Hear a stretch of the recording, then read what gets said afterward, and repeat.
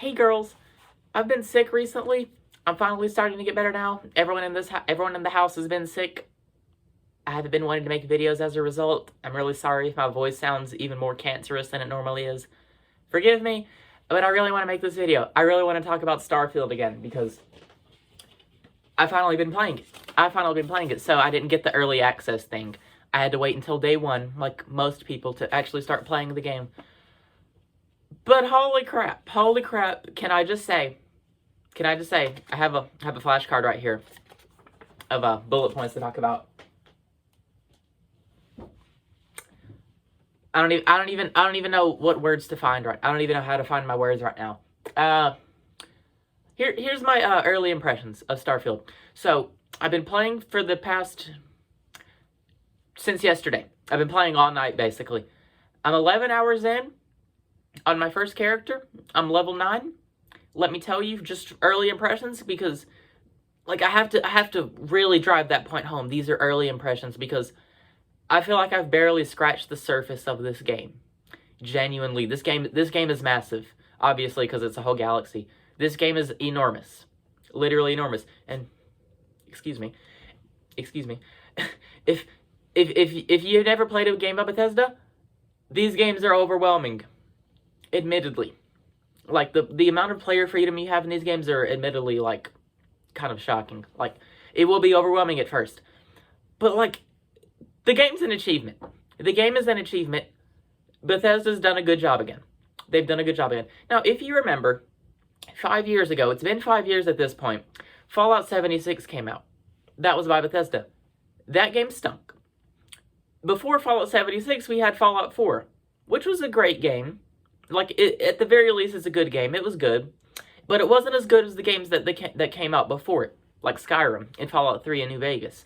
Fallout 3 and New Vegas are my favorite games of all time, by the way. I'm a Bethesda veteran. Like, I'm an OG, which is funny as fuck to think about at this point. Because, like 10 years ago, I was a noob. Like, oh, your first Bethesda game was Fallout 3 in 2009? You're a noob. Like you just started. Like, you just started playing... Oh, my God, excuse me. No. Like, I've literally just started... No, not at this point. I'm a Bethesda veteran. So, I know... What I like about their games, I know it makes them click for me. This game clicks. Starfield's great. Seriously, a great game so far. There's things I really love, things I don't love, and things I'm mixed on. So, I'll go ahead and talk about the things I don't like about this game first. Which, like I said in the past, I had critiques before the game came out. They're small. They're really small. But they do exist. They do exist. So, the haters of this game are completely fucking wrong. Like, dead fucking wrong. Completely wrong. This game's great. But it's not perfect.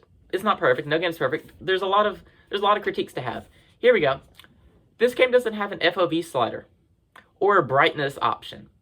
It's missing basic display settings that were standard 7 or 8 years ago. Like, I remember playing Doom 2016. Fantastic game, by the way.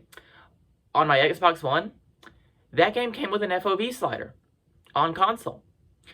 After 2016, every game should have an FOV slider.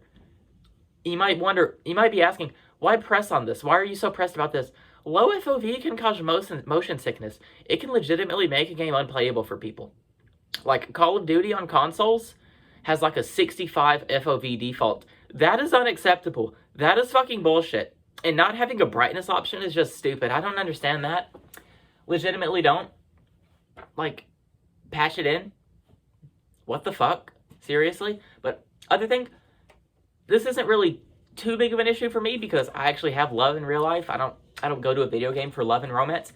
Romance and marriage in Starfield kind of stinks. It's honestly a step backward from Skyrim.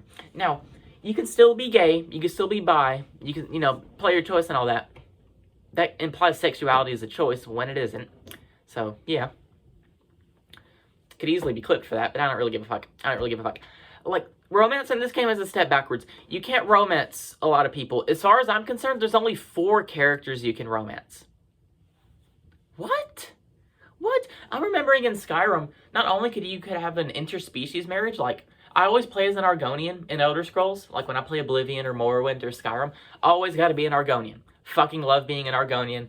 Master race. Stay out of trouble, lizard. Okay, go fuck yourself. I'm not a fucking lizard. But yeah, seriously though. And in Skyrim, if you're an Argonian, you can marry a Nord. You can marry an Imperial. You can marry a Breton. Like, the game doesn't judge you for stuff like that. Like, and it's pretty sweet. It's pretty sweet because, like, in Elder Scrolls, like, Argonians and stuff, they're basically human. Like, they're essentially human. It's not like zoophilia or anything. It's not actual, like, bestiality. It's just Argonian marries a Nord. And, like, Skyrim just has so many people you can marry in romance. This game doesn't. I don't get it. I don't understand that. But yeah, like, that's a small critique. Like, that's not really a big deal. It's like I said, I have a boyfriend in real life. I have a future husband. I don't really go to games for, like, love and romance. Like, in Mass Effect, I wasn't seduced at all by Miranda. At all. At all. But anyway, the other critique I have for Starfield, minor technical issues. Like, besides the, like, missing FOV slider and all that, I just, like, the game runs fine on my low-end PC. I have a low-end PC, by the way. I have a Ryzen 5 1600 for my CPU, which, if you don't know what that means, that was a great CPU 6 years ago. It's old as fuck now. It's still decent, but it's low-end by today's standards. And I have, for GPU, I have an RX 6600, which, that was middle of the road 2 years ago. So, my PC's on the lower end. I'm playing it at low settings. It's running good, but I'm having this weird, like, stutter freeze issue on the occasion. And it's really fucking annoying. It doesn't ruin the game. It doesn't take me out of it. It's just annoying. It's literally fucking annoying. But, like, those are all the critiques I have. Those are the honest-to-God critiques I have. The things that I think are legitimately bad. The romance is a step backwards. There's no FOV and brightness slider. And there's minor technical issues. The game's fucking great if those are my biggest issues right now. So let's go into the things I think are good about this game. The core gameplay loop is still fantastic. Fantastic might be overselling it. The core gameplay loop is still great. Like, I'll be honest, Starfield does not innovate. It doesn't reinvent the wheel. It's not the next big video game. I think that's a good thing, though. I'm so sick of video games that try to be the next big thing, that want to reinvent the wheel. Oh, look at us. Like Mortal Kombat 1, I'm not interested in the new Mortal Kombat coming out. I don't like what they're doing with the game. The whole, like, hey, you can call in a partner and, like, they'll help you in a fight. That's so stupid. I don't like that. Not gonna buy Mortal Kombat 1. And just other games like the new CODs, how they try to reinvent the wheel and be different. I can't stand it. We as gamers, and developers know this too, we know what makes good video games. We know what makes games click. We don't have to reinvent the wheel to make good games.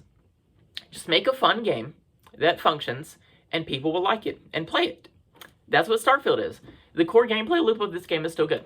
So, enough on that.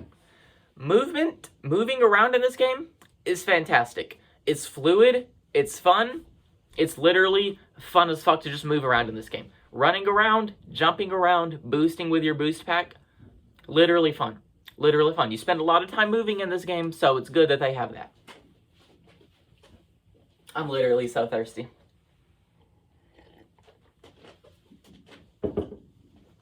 Other good things. The sound design is fantastic. The music that plays in this game is fucking amazing. Enon Zur outdid himself again. He composed the Fallout games, by the way. Fallout 3, New Vegas, 4, and 76. 76 is a stinker, but that game even has good music. Because Enon Zur is a fucking legend. That guy's a beast. Also, the character creator is awesome. Is awesome. Whether you make a man, a woman, a non-binary person, whatever. There's literally so many options, so much variety. You can make some legitimately pretty characters in this game. Like, they can be pretty, they can be handsome, they can be whatever. Legitimately attractive characters, which is good. Which is good, because, you know, if you're making a character, you want them to be at least a little bit attractive, you know? At least as attractive as me. Seriously, though, what's this last thing? Oh, the outpost and shipbuilding. It's fun. It's fun. Building your outpost, customizing your spaceship, it's fun. It's fun, I like that. Now, here's the things I'm mixed about. If you remember, I've talked about this in the past. The skill trees kind of suck. They're kind of meh. So, I've talked about the deal 10% more damage with ballistic weapons, deal 10% more damage with melee weapons. Those skills are boring. But not only that, they lock basic things. They lock basic things behind perks or skills. Sorry, like using your boost pack, your jetpack, a very basic feature of the game. Honestly, feels like the game is built around using your boost pack. I'm sure you can play the game without it if you don't want to. But the game feels like it was designed with this to boost in mind, to double jump, to propel yourself. Locked behind a perk. You have to upgrade. You have to choose a fucking perk to use your boost pack. Now, it's in the first tier of the tech skill tree. Literally just one skill point. You can do it at level 2. Even if you can choose, you can also, when you make your character, you can choose a background that already has it. So you can boost pack from the start of the game, basically. But I just think that's stupid. I don't like locking basic features behind perks. It's like how in Doom 2016, the air control, or not even Doom 2016, Doom Eternal, the air control rune, if you want to have fluid air, God, I can't talk. Someone just punched me in the face, seriously. If you don't have fluid air control in Doom Eternal, you can't control your jumps fluidly in midair without getting an upgrade. And that's so stupid. I hate that. My boyfriend hates it too. He's smart. He's a genius. That's just stupid. I don't like that. I don't like that at all. That should just be, if it's a key component in a core design of your game, just have it in there. Literally. Also, second to last thing, the melee weapon variety in this game is honestly a downgrade. The guns, way better than Fallout 4. Someone taught Bethesda how guns work, and it's made me happy. Like, if you're interested in guns at all, like me in real life, the guns in Starfield will make you happier than Fallout 4, which is good. But the melee weapon variety has taken a step backward. You can't mod melee weapons. I don't get that at all. And the variety, however, how many there are, just feels like there's not enough. I don't know. But, like, that's a minor critique. Like, I'm mixed on that. The guns are better, but the melee weapons really aren't. The gunplay itself is good. The combat's fun. I just feel like there should be more melee weapons, and you should be able to mod your melee weapons. I don't know why they wouldn't have that. But also, last thing. My boyfriend and I talk about this a lot. The main storyline is interesting so far. I'm 11 hours in, and I've only done 3 missions, by the way. 3 missions. Most of my time has been exploring, scanning, harvesting resources, fighting pirates, and learning the basics of the game. Like I said, this game is huge. I've only done 3 missions in 11 hours. I got you for 3 minutes. 3 minutes. You ain't going nowhere. But yeah, seriously though. Game's great. The main storyline though, it's interesting so far, but I don't trust Emil. Emil is Bethesda's God, I can't talk. Emil is Bethesda's head writer, if you don't know. He's good at doing one-off stories, like good at creating stories.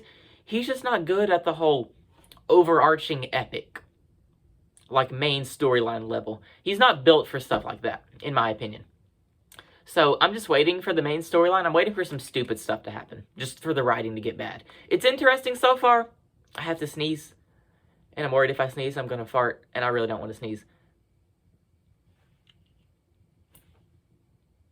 I think I just stopped it. But, like, holy shit. The story's interesting so far, but I don't trust Emil. I need to stop this video. This video's gone on for way too long.